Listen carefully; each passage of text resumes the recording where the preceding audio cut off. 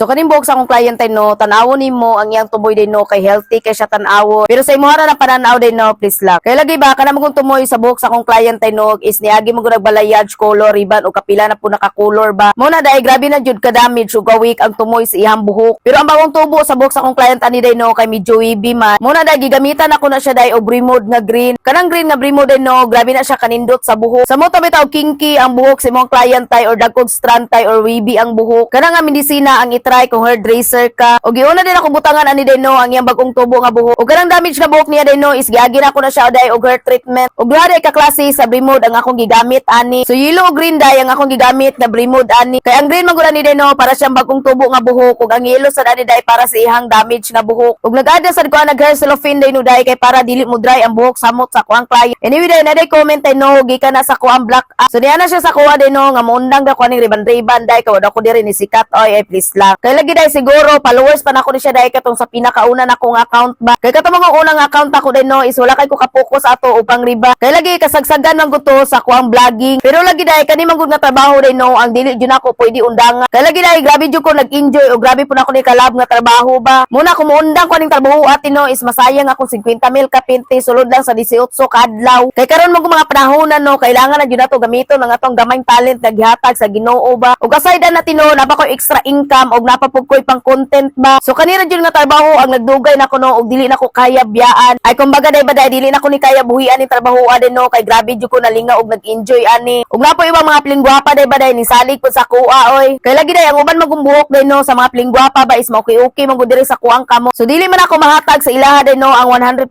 ka results ilang buhok. Pero lagi day kay ako man lang gipalangkumutan lang buhok day no nga naay kausaban o kabaguhan ba pag human bitaw og ribat. Kay kung damage siya magud ang buhok sa kong client ay no isa kuha ng pangitaan o pamaagi ba. Ug ihatag sa dako tanan day ang medisina nga angay ihatag sa iyang buhok. Muna dili man ko perfect mo riban sa buhok sa mga plingwapa ani. Pero at least day ang mga plingwapang niagi diri sa kong kamot ay no is wala na nga upa ug wala na nga sunog ug may lang buhok sa kuha ba ay please lang. Muna te, ano lang ko paundangan ni trabaho atin no te, ang buhaton ni mo natin no, may pagmusupport na lang ka sa kuha ani oy. Kay lagi tiba tay daghan para ba kayong pilingguwapa tino te nga gusto jud nila te madayon jud na ilang pagkapilingguwapa ba. Anyway, sa mga nangutana din ako no kung asa daw dapit ang ako ang location. So Iligan City di ay ang ako ang location. Ug ako sa di ay ang leader dire sa mga pilingguwapa dire sa Iligan City no, please lang. Og anyway, day mao na din na atong before ug after no. Og mao na day to no, bye mo oy.